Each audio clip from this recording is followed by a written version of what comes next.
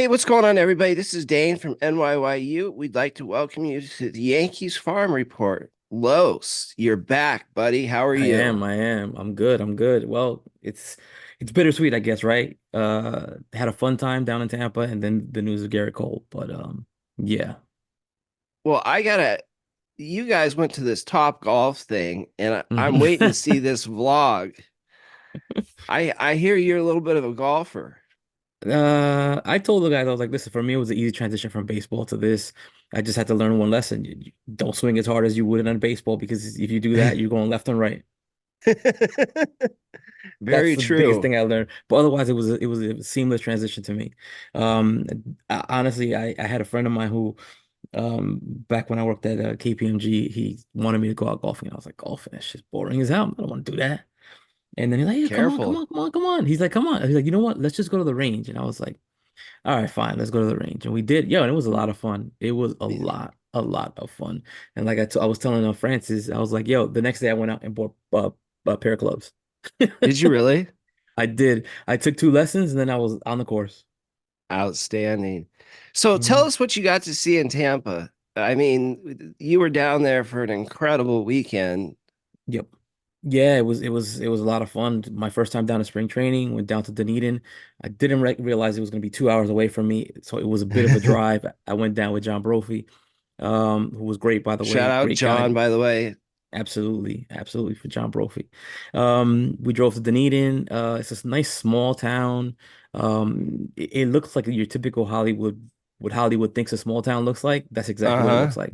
The field was beautiful. Who started that day? I can't remember who started that day, but it didn't really matter anyway. Like I said, it was a great experience. I saw Augustine out there. And funny story, I saw him out in the bullpen. He was catching bullpen, and I just shouted down to him, and he looked up and he waved, and I said, "Are you getting in the game today? Because every time I come see you, you never play." And he said, "Yeah, I'm getting in the game in the sixth inning." And there's a woman to my right, an older lady. She's standing there. She's like, "You know him? How does he know you?" And I was like, "Yeah, I kind of know him. I kind of know him." And she goes, "Yo, can you give me a ball? Can you give me a ball?" And I said, I don't know. Let me see." And I shout down to Augustine. He turns back up, and I said, "Yeah." And I speaking to him in Spanish, and I asked him, "Yo, this lady wants a ball. You think you can get her a ball?" And he just turned and threw it to me. And all I was thinking was, don't embarrass your Dominican brethren. Do not drop this. Reached out with my left hand, opened it as wide as possible, and caught it. And I was like, thank God, yo, because my hand was shaking, if I'm being honest. I was like, do not drop this. Do not drop this. You were a shortstop. Do not drop this. And I handed her the ball, and she said, thank you, thank you. And then she was like, oh, I think I recognize you. I was like, no, you don't. No, you don't. And then it's funny because I posted something. I forgot, I don't remember where it was, but I saw someone wrote a comment. Hey, I saw you at the stadium yesterday. You gave a lady a ball. I was dying when I saw that. Nice. So tell Um, us about what you saw with some of the players down there. Who stood out to you I spoke to a couple coaches. I spoke to Coach Cooper, who's going to be managing Tampa this year. I also spoke to Woodley, who's the catching coach. Kevin Martier, who's now been promoted to hitting coach at Somerset. And I also met Chase Gabrick from Gabrick Analytics. And talked to a few of the guys down there. I think I told you the other day, it's one thing reading someone is 6'7". It's another thing seeing it right up and close to you. Like I'm six Yeah. foot on the dot. And when like Lagrange stood next to me, I was like this. And the same thing with Lalane, like that it was wild to see them up close. It was crazy. It was surreal. It was surreal to just see them up close. They gave me the pound. They said what's up. We talked for a little bit. Yeah, it was an amazing experience. I spoke to Lagrange, or I'm sorry, Lagrange, Henry Lagrange, is that Lalane. how you say it? That's how you say it. Brock Lagrange. Okay. Selvage. I spoke to Brock. Brock. Brock looked good out there. He looked really good. And I think as I tweeted out, there was a little bit more giddy up on the fastball. I think he was up a little over 97. I know last year he mostly sat, I want to say 93 to 95. So Right. there That's was what that. I And I and remember. and I said to him, I was like, because I heard one of the coaches was yelling out like the velocity on the fastball. And I said to him, I was like, I noticed that the fastball has a tick or two up on the fastball. He was like, yeah, yeah. Been working on some stuff this off season. So yeah, there's some improvements there. I'm still going to continue to work. And um, yeah. So who else? I spoke to Luis Velasquez, Carlos. I saw Jared Serna. Yeah, He told me he was a little banged up, so he was going to be on the shelf for a couple of days. but Christopher he's gonna be ready Familia. for the future series that he's going to. What's today? Today's Tuesday. Yeah, he should be ready for that. Yeah. Okay. Hans Montero was another one, and just a bunch of different guys, man. It was an experience. And it was also weird being recognized. I think that for me was the shock of the weekend, being Yeah. recognized. I had like two people recognize me. Damian Serrano, shout out to him, recognized. It was one of the first people to recognize me, and I was like, what the hell? It was just weird. It was absolutely just weird to have people recognize me. But yeah, it was a lot of fun. It was a lot of fun. As far as who I could say stood out to me, Yeah. Brock, I'll say it was one guy, Brock Selvage. Um, Lagrange looked really good when I in that split squad game. I think he had 4 or 5 strikeouts. I have some video of that, but it's a pain just editing it because I have so much video, so many pictures. Right. Um, Lalane looked good. He got hit a little hard though. I remember there was a line drive up the middle. I don't recall who it was. It might have been Dunham. Hit a shot into the gap, but it was like right off of the chalk. I had my back turned at the time because they were playing Uh-huh. two games. They were playing two games on one is on this end and the other field is behind me. So I'm like running back and forth between like pitches. Like who's up now? Is Roderick and kind of were playing behind me, and then Lalani and Selvage are pitching in front of me. Same thing when Chase Hampton went. It was Hampton was on this side. One of the draft kids, Kate Austin, was on this side, so I wanted to see that as well. Um, uh, Man, it was just so much stuff that I saw. It was exciting. I would love to be able to do it again. Um, yeah, Well, I think you're the going only thing next that I year missed because I am. the only thing I missed was I didn't get to talk to Roderick, which was was on my to-do list, but I didn't get that. Because he went around the other side of the complex. So I didn't see him when he got on or Oh. off the field. But you posted a great picture of him at bat, and Hmm. was it Kiner stealing third base? Yeah. No, I think Eh, I think that was John Cruz at bat when Kiner was stealing third Oh, base. okay. And then Yeah. you But I did showed had a picture of Roderick stealing third base too. Yeah, I think I posted a video of Roderick stealing. I posted the video of I think Roderick banged one off the left field wall in the opening at bat against Lagrange. Um who else did I posted a video of Dylan Jasso. Um and I think I'm still posting stuff. So I'm still sorting through all the content that I took, the pictures and the videos that I took. So make sure to be looking out for that, guys.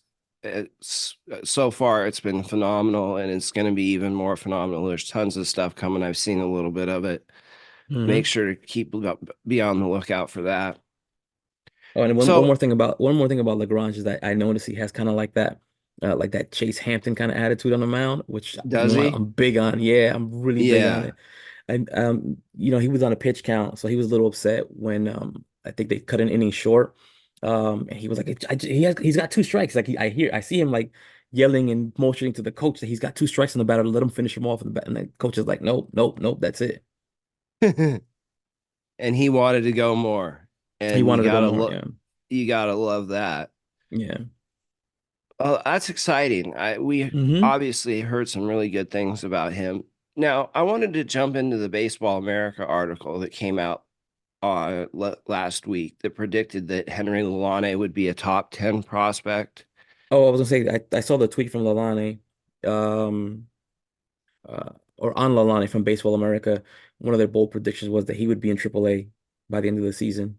And a top 10 overall prospect. I didn't see that part then.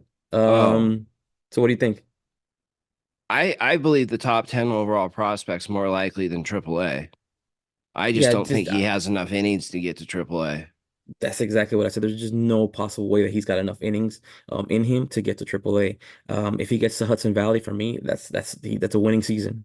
That's a huge season, in my opinion. Yes. And I Hmm. wouldn't try to push that young man any further than that. Yeah, I Keep mean, him I hope that he gets to Hudson Valley, but I can't see him pitching outside of Tampa just because of the innings cap that he has. right. There's just absolutely no way he gets to AAA, but I can No. see him being a top 10 prospect pretty easy because that stuff is so good.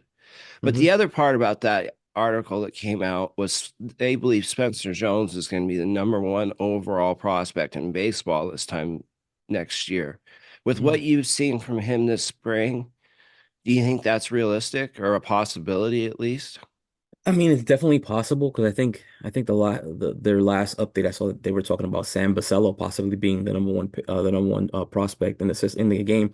But yeah, from what I seen from Spencer this spring training, he looked absolutely phenomenal. The one thing that we had always harped on last season was the lack of contact from him and the strikeouts, and he seems to have worked on that well. I think yesterday was the first time he swung and missed all spring training. So you're looking at Yeah, almost 100 pitches that he's seen. a little over 100 with one swing and miss. Yeah.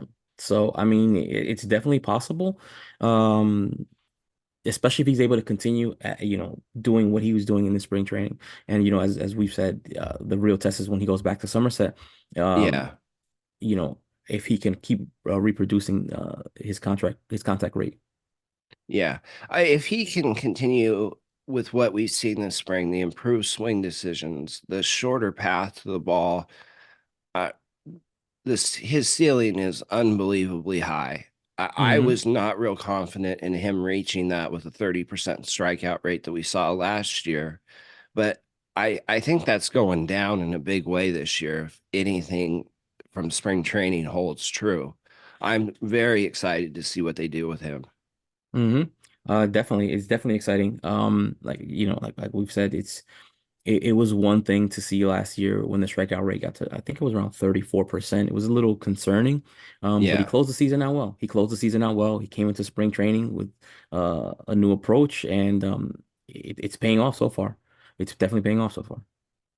Now, yesterday was a little bit of a tough day because we got some Gerrit Cole news, Yeah. but we saw three kids go out on the mound that are fighting for spots on this roster and have Hmm. big days. Hmm. You had Clayton Beaters go. What did you think of him? I'm a fan of Clayton Beeter. I He looked know. good yesterday threw four shutout innings, gave up two hits, no walks, big, four strikeouts. I think it was 50 pitches through four innings. Yep. Um, Mostly did fastball slider, and he threw one changeup, which is the one pitch that we have considered or you've consistently spoken about. He needs to work on. The fastball sat mostly 93, 94, touched 96. He did throw 18 sliders. He got 11 swings, six whiffs, eight whiffs overall. So all in all, it was a great day for him. Yeah, it was. I still have concerns about that third pitch, but he's looked so good this spring. I think Hmm. he's earned the opportunity to keep starting until he proves he can't do it. Yeah, and I think He one just, of the other I think one of the other most impressive things about the start was the fact that it pretty much was what was against what looks to be the Phillies opening day lineup. This wasn't the right. third, fourth stringers. Yeah. And then we had Will Warren follow him up, Hmm. Well, and we weren't pitched in the other game. He looked oh, really that's right. well. Mhm. It was Heel that followed. Yeah, he'll piggyback Beater. Oh my goodness. Did he look special? Yeah. Yeah, three and two-thirds inning, no runs, one hit, one walk came later on, eight strikeouts on 49 pitches, 36 strikeouts. Fastball sat mostly 95, 97, topping out at 100. I think he touched that twice. Yeah. 15 whips, 15 whiffs, 12 changeups, two whiffs, 10 sliders, three whiffs, and the fastball just looked amazing. It looked amazing yesterday. So did the changeup though. Hmm. And we know that before he got hurt, he didn't have much of a changeup. That's always been something that you and I talked about, why we thought he'd end up in the back of a bullpen someplace. Hmm. But my goodness, did he look good on? Yeah. Do you think that he's got a shot to break into the rotation this spring? I mean, he definitely does, especially now. Yeah. It's pretty much guaranteed that Cole, best case scenario, is going to miss a couple weeks, a few weeks, maybe a few months. Yeah. Um, he's definitely got a shot. He's definitely put his hat in the ring for that. Again, my main concern with him has always been same thing. Caps. How many innings is he going to get? I'm thinking he's going to get around 80 innings this year, maybe. I don't know how I much they're bet going to he push gets him. 100, Hmm. somewhere between 80 and 100. But yeah, I don't know. He looked so good starting yesterday. If Gerrit Cole is going to miss time, That would be the guy that of all the guys I've seen this spring, what he looked like yesterday is who I want in the rotation. And he has experience because he's already pitched in the majors. Right. But the Hmm. guy that we thought was going to be the big impact arm, Will Warren, he had a solid day yesterday too. Yeah. I think what was most impressive to Will Warren, by the way, he went 3 innings, gave up 1 run, 3 hits, 3 walks, 2 Ks. For me, I feel like he didn't have his best command yesterday, and yet Right. he still limited the damage to just 1 run, which is impressive because you want to be able to see that, when a pitcher gets on the rope that he's able to get out of it. Yeah, and he showed that yesterday. He showed the ability to pitch out of trouble. And I those three I think are going to be big arms like, Brito and Vasquez and a couple other guys came up Hmm. last year. I think those three are going to be the guys that we see play those kind of roles this year. Yeah. I think the only one other guy that I would worry about getting in their way would be Weaver. I mean, I think it was reported yesterday. I think he had a neck Yeah, he injury, had or a he was stiff sore neck or neck. something like that, stiff neck. Not sure how true that is, and not sure how much time that's going to cost him. But that would probably be my one thing that I would believe might be an impediment to one of these guys getting a slot a shot at that rotation spot.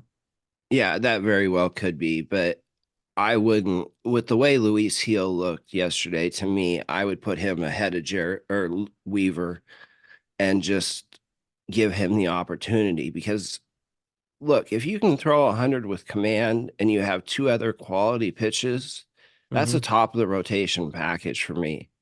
Yeah. And, if Cole's going to miss some time, which obviously he's going to, we're going to need Hmm. somebody to step up and at least be able to give us quality innings. And I think that Heel could be that guy. Hmm. So, what do you do now that Gerrit Cole is out? Let's just assume he's going to Well, miss at least 2 months. well, first things first, I'm not giving up on the season. Let's just No, start right absolutely. out the gate. I'm not giving up the season if Cole is out. But if we're being honest, you just can't replace Cole because he's a true No. ace. You couldn't replace him. So the rest of the guys are gonna have to step up. That means they're gonna have to lean on Rodon this year. He has to bounce back this year. He has to bounce back this year. I think if he doesn't, you're gonna see the fans start to turn on him. Maybe even Yeah. Pete. Maybe even Pete. We already know what the internal options are. There's Beeter, there's Weaver, there's Warren. There's Heel. Yeah. Um, and lastly, how much pressure does that now put on Chase Hampton to get out of Somerset into Scranton?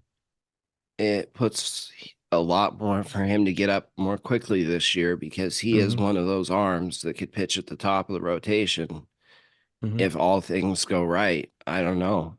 Um, there's still some pitchers available. There was a report this morning that the Yankees have re-engaged Chicago about Dylan Cease. I saw that. What are your thoughts on that? I'm even more concerned now because now Cashman is over a barrel. So, I mean, Chicago can ask for the world now, and Cashman has to basically grin and smile and say, "Yes, please, may I have another?" Yeah, Um, Before he had some leverage because he didn't need him. He just wanted him, I would say. right. Um, but depending on what we hear back on Cole, I think it changes things a little bit. So you think that they might have to go get somebody? I'm afraid of that happening because I honestly I just don't trust Cashman to trading when trading for starting pitchers. The I track don't record either. is not good. The track record is not good. I Well, the report this morning was that they were not going to include Jones in any offer for Cease again. I mean, I think that's fine, but I don't think the Yankees are in a position to dictate who they can or won't include in the trade, right? I think that ship has already sailed. I mean, sure, you could say, yeah, I'm not going to include this guy, but just as likely the Chicago's to say, all right, then bye. Click. Right. So You give you me do that Spencer deal? Jones. I don't know if I do that deal. I don't know if I do that deal. I'm not the biggest Cease fan. I know Cease is a guy that's going to eat innings. He might strike out 200 batters. He's had what, one good season, One really good season. one really good season, one good season lumped in with 4 other like mediocre seasons. Right. So I mean, when I say I'm gonna say he's a work in progress, but when I say Yeah. that there's levels to it. I mean, Guys, there's levels to it. He's a guy that I don't think he's complete. I think there's still some tweaking that would have to be done by Matt Blake. So it's not necessarily like a full reclamation project like, would be for I don't know, like an Edward Cabrera, let's say, Right. who's also looks like he went to get an MRI as well. But um I don't know if I want to trade a guy who could potentially be a star for an okay pitcher. See, that's where I'm at. If I'm trading Spencer Jones, I need a complete product. Yeah. I need somebody who I'm not hoping that Matt Blake makes significantly better in this first year. Hmm. I want something more established than Dylan Cease if I'm giving up Spencer Jones. But we still have two free agents on the market, and Monty and Snell. Do you think that either of those two become more likely? The whole Snell thing again, that just his price just went up. Yesterday's price is not today's prices, we know. Yeah, Again, it all comes down to what's it going to cost. How many years is he looking for now? Uh, how much is he looking for? Is he looking for now? Did he go from like 32 to like 35 now? What's his price range going to look like? And our yeah. biggest concern is basically the IFA money. And I'm not sure if Monty's tied to that. No, he is not. I mean, Monty would be an okay choice for me. He's the guy who's going to eat innings. But is he really worth the 6 years that he's looking for? Not when I feel better, when I would feel about next year having Chase Hampton in the rotation Good or point. or a heel. Good And point. that's the thing, right? Because I don't want to see these guys get blocked. I don't. I want to see these guys come up. I want to see them get innings. I want to see them get experience and exposure to major league hitting. And maybe next year they take a step forward. I mean, like this year, I'm hoping, cautiously optimistic that Clark Schmidt takes a step forward. Marcus Stroman has looked really good. Hopefully, he can take some of that pressure off of Rodon. And let's see where we are at the deadline. I think my solution would be to go get Shane Bieber. He's not going to block anybody next Hmm. year. And And what would you give up for a Beeper? I think I would move Ben Rice and Everson Pereira. That's probably a fair deal. Yeah. That's probably a fair deal. Would you do that? Um, In the situation that we're in now, needing another pitcher.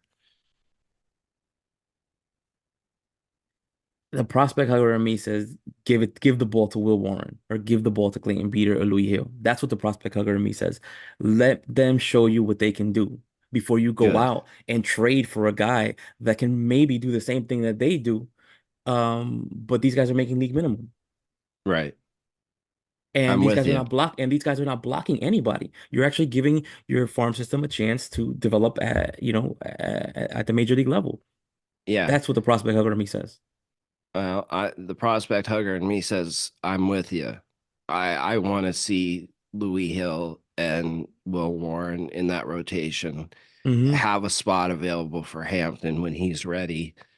I think those guys are just going to be bigger parts of this year than we thought, but they look ready to fulfill those roles, in my opinion. Yeah, like I said, I'm ready to give one of those guys a shot. Yeah. Put one of them in the rotation, maybe one of the two of them in the bullpen. I think there's two spots open right now. I just want them to get the experience that they need so that by this time next year, we're not talking about how, oh, we needed to get this free agent or that free agent. Speaking of bullpen, did you get to see Nick Birdie at all? I didn't. No, I didn't. But I read about a little bit about what he did. He looks fantastic. He was Hmm. sitting 101, almost 101 with the sinker, and that slider is just absolute pure filth. I mean, Hmm. he looks good. Hmm. So Wasn't he does supposed to Ian have Hamm. command issues? No, he's always been an injury issue. He's had two Oh, Tommy okay. John surgeries and a thoracic Oh, outlet surgery. So he's had the whole he just can't stay on the gamut. field. Right. But he's lowered the arm slot to keep his arm healthier. And he's actually helping him hide the ball better. Mm. Yes, I've seen the So, numbers. The numbers look great. The numbers look great. yeah. I'm still really excited. It sucks that Judge and Cole are hurt right now. those are Hmm. the two guys that we didn't want to lose. Absolutely not. But at the same time, like I said, I'm not ready to give up on the season. And a team like this is supposed to be able to overcome injuries like that. I mean, the Braves did it. Right. Yeah, the Braves did. They won a World Series without Acuna. Yep. I don't know. I think we're going to be fine. I'm Yeah, like I said, still so excited. I'm very excited for the season to start. Does it put a little bit of a damper? Sure. That Cole's not getting the ball opening day, sure. But like I said, I'm not ready to give up on this season. There's just so many variables and things that can happen.